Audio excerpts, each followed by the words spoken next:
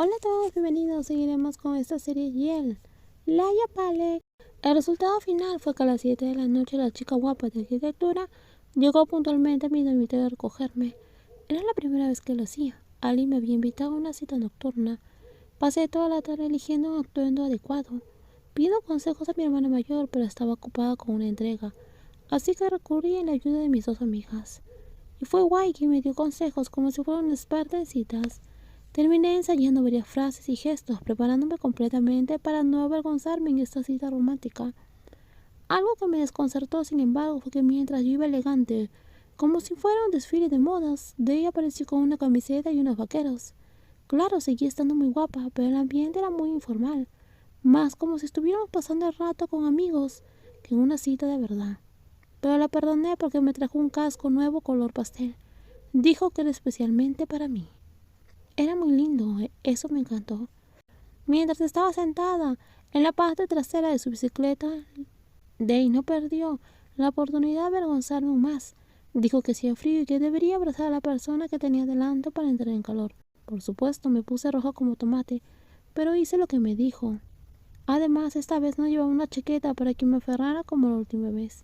Mientras la moto avanzaba por la carretera al anochecer, me pregunté a qué tipo de restaurante me llevaría. Ojalá sea una comida con postre, helados, pasteles de arroz, todo lo que me encantaba. Solo de pensarlo se me hacía agua la boca. No gané un premio en el concurso, pero ganaré un postre. Estaba tan distraída que ni siquiera me di cuenta cuando la bicicleta se detuvo en un restaurante. Al principio me sentí un poco decepcionada. Aunque no fuera postres, me gustaban los buffets. Pero entonces la chica mayor me llevó a una mesa donde ya estaban sentadas dos chicas. Si no me equivocaba, eran amigas del grupo de Day, las que siempre la acompañaban en la universidad y comentaban sus publicaciones con frecuencia. Miré a mi alrededor y vi un enorme cartel colgado que me llamó la atención. Era una promoción especial válida solo por hoy. Day me trajo porque la promoción es compra 4 y llévate 2 gratis. Pregunté, girándome hacia la chica que me acercó a una silla. Me respondió con una sonrisa como si fuera algo normal. Sí, otra amiga no pudo venir.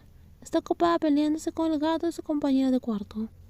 Day me estaba tomando el pelo otra vez. Esta no era una salida romántica, ni una cita. Era obvio, solo me trajo para aprovechar la promoción del buffet.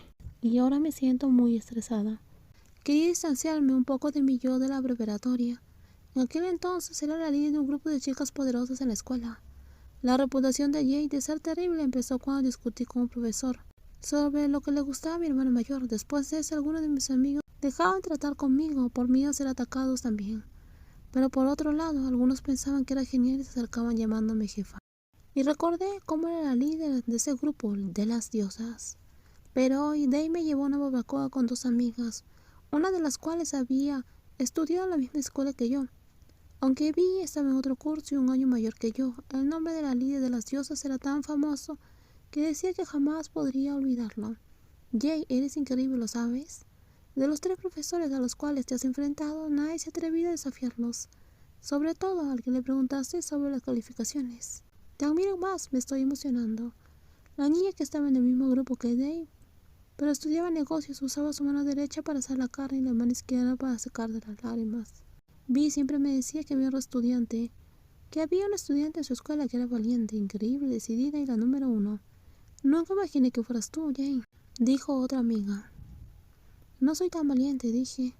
Todo lo que hice se basó en la situación y nunca actué movida por la ira. Todavía me pregunto por qué me llamaba a la oficina del director tantas veces.